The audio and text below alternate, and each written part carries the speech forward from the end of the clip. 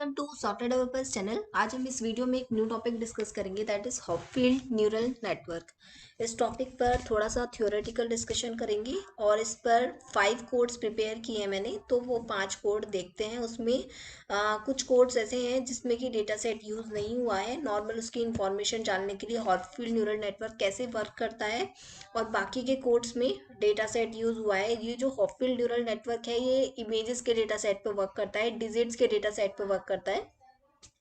तो वही इस पे देखेंगे हम। इसमें NPY डेटा सेट कैसे यूज कर सकते हैं, आपके पास कोई और फॉर्मेट का NPY डेटा सेट है तो आप उसको कैसे इम्प्लीमेंट कर सकते हैं, वो भी मैंने एक कोड प्रिपेयर किया है। तो 5 कोड्स हैं, उनको अच्छे से हम रीड करेंगे। ओके। और अगर आप मेरे चैनल पे न्यू हैं तो आप मेरा चैनल सब्सक्राइब कर सकते हैं। और अगर आपको मेरे चैनल्स पे जो भी वीडियोस अवेलेबल हैं उनमें से किसी भी कोड की किसी भी वीडियो का कोड चाहिए तो आप मुझे मेल सेंड कर सकते हैं। मेल आईडी मैं डिस्क्रिप्शन बॉक्स में मेंशन कर दूंगी। और अगर आप किसी और टॉपिक पर वीडियो चाहते हैं तो आप मुझे वो कमेंट में मेंशन करके बता सकते हैं। ओके, तो वीडियो स्टार्ट करते हैं। सबसे पहले हॉपफील्ड न्यूरल नेटवर्क क्या होता है। तो ये जो हॉपफील्ड न्यूरल नेटवर्क है ये एक फॉर्म होता है रिकरेंट आर्टिफिशियल न्यूरल नेटवर्क का। ओके, तो ये जो है मतलब कि एक फॉर्म हो गया आर्टिफिशियल न्यूरल नेटवर्क का, राइट। तो इसमें ये जो पॉपुलराइज्ड हुआ था, मतलब कि ये जो फेमस हुआ था, ये किसके थ्रू हुआ था? जॉन हॉपफील्ड के थ्रू हुआ था ये 1982 में, जिन्होंने एज डिस्क्राइब्ड अर्लियर, इससे पहले भी डिस्क्राइब हो चुका है ये 1974 में। किसके थ्रू हो चुका है ये? लिटिल के through. Okay, in 1974 based on Ernst line work. Okay, so Hopfield neural network जो है वो सर्व करता है कंटेंट एड्रेसेबल मेमोरी सिस्टम को विद बाइनरी थ्रेशोल्ड नोड्स। तो ये जो है बेसिकली प्रोवाइड करता है एक मॉडल जिससे कि हम मतलब कि अंडरस्टैंड कर सके। कोई भी अगर हमारे पास डेटा सेट है तो उसको हम खुद ही रीड कर सके, खुद ही रीड कर सके, खुद ही अंडरस्टैंड कर सके। जैसे ह्यूमन ब्रेन करता है, ह्यूमन मेमोरी करती है। जैसे ह्यूमन मेमोरी में क्या होता है, हम कोई चीज़ उसको बताते हैं, कोई चीज़ उसको सिखाते हैं तो वो हमारे मेमोरी में सेव हो जाती है, राइट। तो ऐसा ही ये होता है हॉपफील्ड न्यूरल नेटवर्क में। हम अगर कोई भी टेक्निक इसमें इम्प्लीमेंट करते हैं या कुछ भी स्टेप हम इसमें लेते हैं तो उसकी मेमोरी में सेव हो जाती है। फिर उसको ये अंडरस्टैंड करके उस मॉडल को कैसे अच्छा कर सकता है, कैसे उसको सही कर सकता है, तो यही ये प्रोवाइड करता है।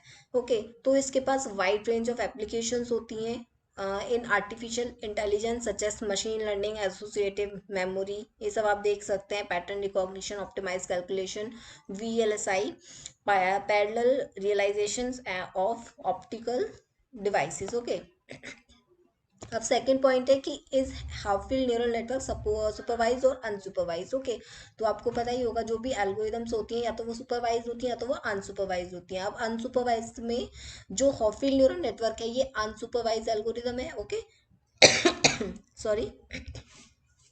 तो ये अनसुपरवाइज एल्गोरिदम है। अब अनसुपरवाइज का मतलब क्या होता है?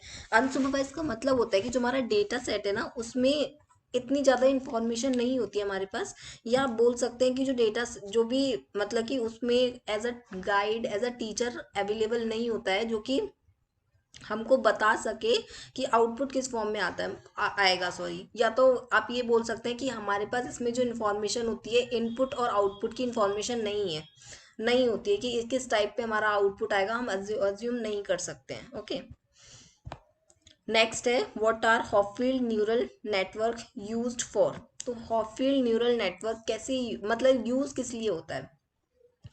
तो Hopfield neural network serves as content addressable associative memory systems with binary threshold nodes. Hopfield neural network provides a model for understanding human memories. तो ये बेसिकली वही उसको अंडरस्टैंड करने के लिए ह्यूमन मेमोरीज को ये प्रोवाइड करता है नेटवर्क। तो मतलब कि ये प्रोवाइड करता है एक मॉडल जिससे कि हम अंडरस्टैंड कर सकें ह्यूमन मेमोरीज के जैसा। ओके, तो अभी डिस्कस करते हैं सबसे पहले विदाउट डेटा सेट वाला कोड। तो ये जो है विदाउट डेटा सेट है। अब आप इसमें देख सकते हैं कुछ लाइब्रेरीज यूज हुई है। नमपाई यूज हुआ है। नमपाई मीन्स हम न्यूमेरिकल वैल्यूज इसमें रीड करेंगे तो नमपाई लाइब्रेरी हमने यूज किया है। इसमें हम ग्राफ प्लॉट करेंगे तो हमने मैट प्लॉट डॉट पाई प्लॉट इसमें हमने लाइब्रेरी यूज की है। सी बॉन्ड हमने इसमें यूज की हुई है।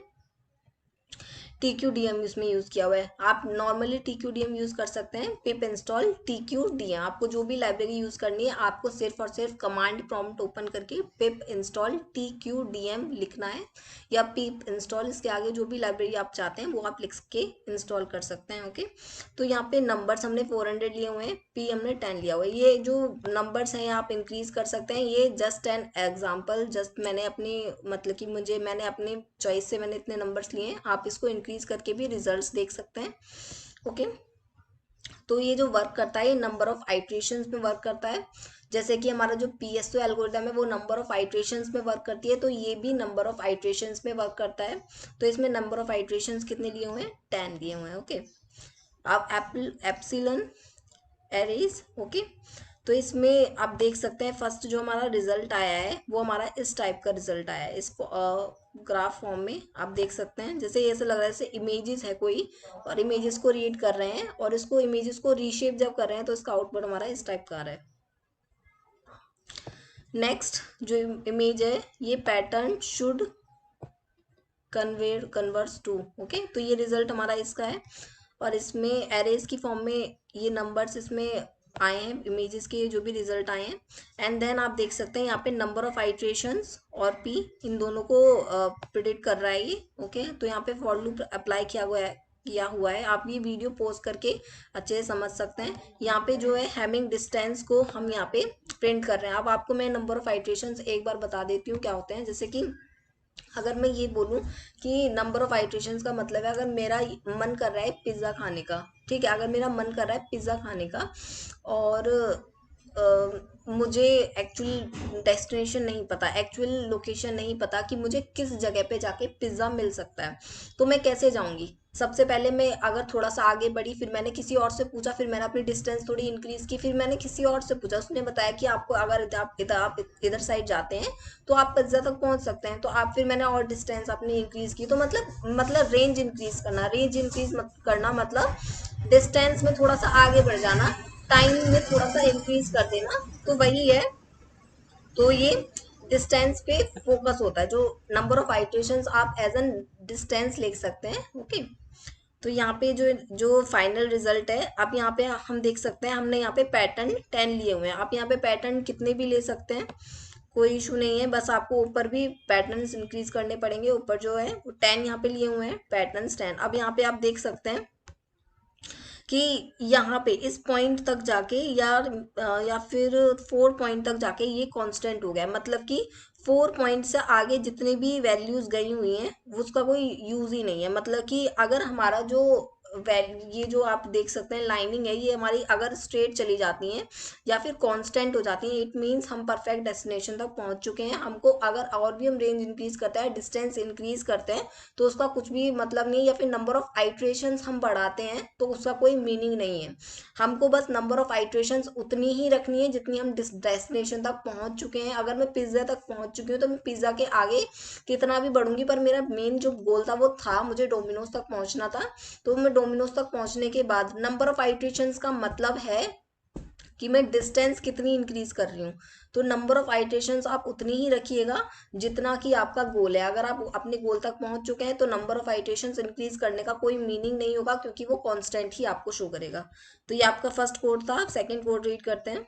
ओके, सेकंड कोड में ये है कि एक इमेजेस ली हुई है, नॉर्मल एक इमेज ली हुई है। सबसे पहला वो था कि उसमें कोई इमेज कोई डेटा सेट नहीं था, वो हमने खुद ही कंसीडर की हुई है वैल्यूज। ओके, अब इसमें है एक इमेज ली हुई है, बर्ड की इमेज ली हुई है। तो इसमें स्टेप्स क्या है, अगर मैं कोई डेटा सेट यूज कर रही हूँ या फिर मैं कोई डेटा सेट मतलब कि कोई भी, ये सिर्फ और सिर्फ सिंगल इमेज के लिए डेटा सेट है, तो मैंने सिर्फ और सिर्फ सिंगल इमेज एज्यूम की हुई है। आप इसमें इंक्रीज कर सकते हैं इमेजेस, तो मल्टीपल इमेजेस के लिए भी डेटा सेट वो कोड है मेरे पास, ये सिंगल इमेजेस के लिए आप यूज कर सकते हैं। ओके, तो सबसे पहले वही इसमें लाइब्रेरीज इसमें यूज हुई है। फर्स्ट स्टेप इसमें क्या है, डिफाइन किया हमने ट्रेनर को। ओके, फिर हमें प्रेडिक्शंस, नेक्स्ट है फिर इमेज जनरेटर्स को। ओके, क्लीन कर रहे हैं इमेज को, इमेज वेक्टर्स को। तो इसमें रिजल्ट भी इसी टाइप से आएगा, ये क्लीन इमेज आपको शो करेगा, ये हर आपको स्टेप शो करके दिखाएगा। तो जो मैंने ली हुई है वो बर्ड की इमेज ली हुई है। ओके, अब आप देख सकते हैं इंपोर्ट की इमेज, जो इंपोर्ट की हुई है इमेज वो इस टाइप की है, मतलब कि ब्लर ब्लर सी आपको दिख रही होगी। थोड़ा सा मैं इसको साइज को इंक्रीज कर देती हूँ ऊपर, तो आप यहाँ पे देख सकते हैं कि ये थोड़ी ब्लरिंग इमेज है, ठीक है। अब यहाँ पे आप देख सकते हैं क्लीन्ड एंड क्रॉप्ड पिक्चर, मतलब कि क्रॉप क्यों की है, ताकि ये जो मेन ऑब्जेक्ट है इस पर फोकस किया जा सके, इसीलिए इस इमेज को क्लीन किया है सबसे पहले और उसको क्रॉप किया, ओके।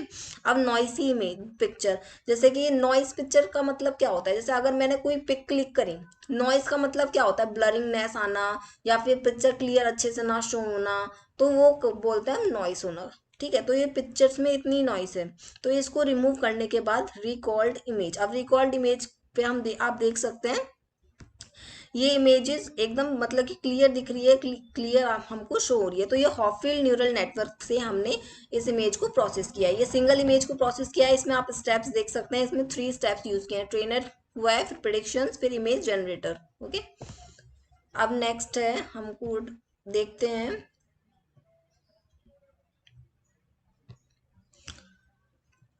ओके, तो ये जो है इसमें NPY डेटा सेट इसमें यूज किया है, ओके। तो अगर किसी के पास भी अगर कोई NPY डेटा सेट है किसी के पास, तो आप ये कोड यूज कर सकते हैं। NPY डेटा सेट आप इसमें इजीली यूज कर सकते हैं। बस आपको अपने डेटा सेट का यहाँ पे पाथ चेंज करना है। आप जो भी कोड देख रहे हैं बस आपको अपने डेटा सेट का पाथ राइट देना होगा।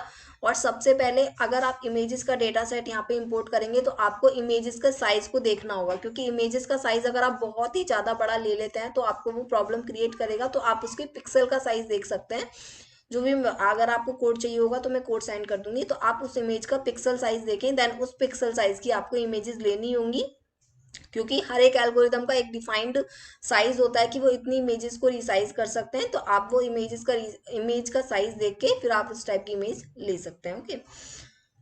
और यहाँ पे हॉपफील्ड न्यूरल नेटवर्क का ये अनदर कोड है, तो आप यहाँ पे देख सकते हैं लाइब्रेरीज यूज हुई हैं एंड यहाँ पे NPY लाइब्रेरी यूज हुई है। तो इस जो डेटा सेट है यहाँ पे ओनली टू डिजिट्स हैं, ओके। एक तो 9 है और एक 4 है, ठीक है।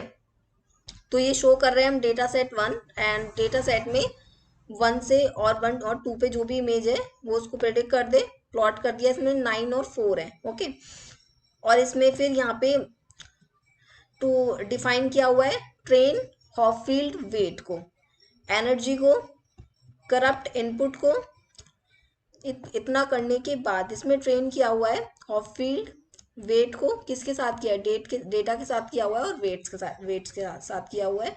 इमेज को लिया हुआ है, डेटा 1 को लिया हुआ है, करप्टेड इमेजेस को लिया हुआ है। आप यहाँ पे देख सकते हैं कि अगर हमारे डेटा सेट में कुछ भी करप्टेड इमेज है, मतलब कुछ भी ब्लरिंग लेस है या कुछ भी है, तो वो यहाँ पे इसका रेप्लिकेट है, यहाँ पे इसका जो भी इसमें इशू है वो इसमें इमेज का शो हो रहा है, ठीक है। यहाँ पे फिर इसका corrupted image and recovered image, तो जो भी हमारी करप्टेड इमेज है उसको रिकवर्ड किया है यहाँ पे। और देन इसके बाद corrupted image and recovered image, then इसके बाद corrupted image and recovered image. इसके बाद जो हमारा आउटपुट आया, plot the Hopfield energy during recovery, जो हमारा रिकवरी हो रहा है ना उसका प्लॉट है ड्यूरिंग रिकवरी, जो रिकवरी के द्वारा जो प्रोसेस चल रहा था उसका ये रिजल्ट आपको आप शो देख सकते हैं, ओके। तो अब ये नेक्स्ट कोड हम डिस्कस करते हैं। ये भी विदाउट डेटा सेट है, बट इसमें नंबर्स इसमें डिजिट्स यूज हुई हैं, तो हम देखते हैं।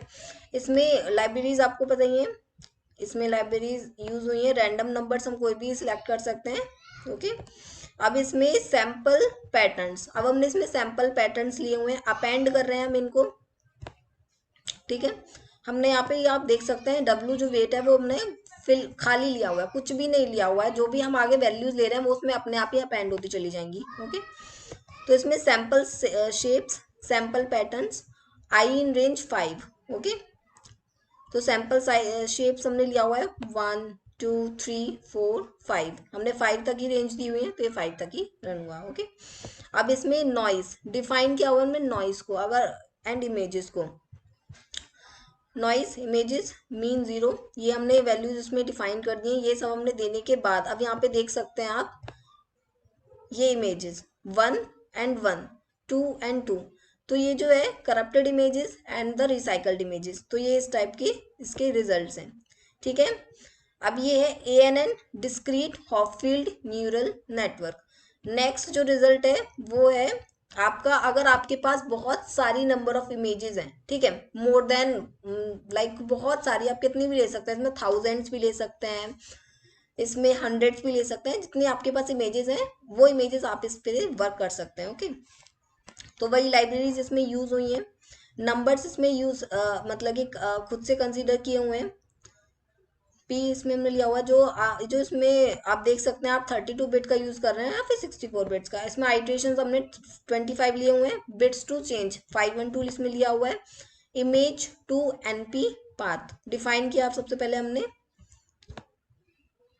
पाथ को, फिर इसमें पाथ लिया हुआ है, जो इमेजेस है मेरी वो डिजिट्स की इमेजेस हैं, आप कोई और इमेजेस ले सकते हैं, बस आपको एक चीज फोकस करनी होगी कि जो इमेजेस का साइज है वो आपको देखना होगा, क्योंकि इसमें ज्यादा बिग साइज आप नहीं ले सकते हैं, तो आपको बहुत ही स्मॉल स्मॉल साइज की इमेजेस लेनी होंगी। तो इमेजेस के साइज पे आपको वर्क करना है बस, बाकी आप इसमें कोई सी भी इमेजेस ले सकते हैं, कोई दिक्कत नहीं आएगी। तो इसमें मैंने 9 इमेजेस ली हुई हैं। 9 इमेजेस लेने के बाद इसमें एप्सिलन इसमें फाइंड आउट किया है, इसमें एरेज की फॉर्म में ये इसकी वैल्यूज आ रही हैं। ओके, एप्सिलन जीरोज की वैल्यू ये है, रीशेप किया है इसको। फिर आप देख सकते हैं यहाँ पे एन्यूमरेट हम इसको कर रहे हैं, तो 0 1 2 3 4 5 6 7 8 9, क्योंकि मेरे जो डेटा सेट है उसमें 9 इमेजेस ही हैं डिजिट्स की। अब ये करने के बाद हमने टेस्ट किया है एरे को, रैंडम पैटर्न कोई भी हम ले सकते हैं, तो ये इसकी जो इमेज आई है ये 0 की इमेज आ रही है। ओके, फिर इसके बाद हमने यहाँ पे इसको एप्सिलन को शेप किया है इसमें, फिर इसमें टी क्यू डी एम का रेंज इसमें कैलकुलेट किया है 100% इसका, फिर एरे की फॉर्म में इसका रिजल्ट आया है इसमें, फिर इसमें फिगर इसका, फिर एरे की फॉर्म में इसका रिजल्ट आया है। फिर इसको करने के बाद आपका ये रिजल्ट आप देख सकते हैं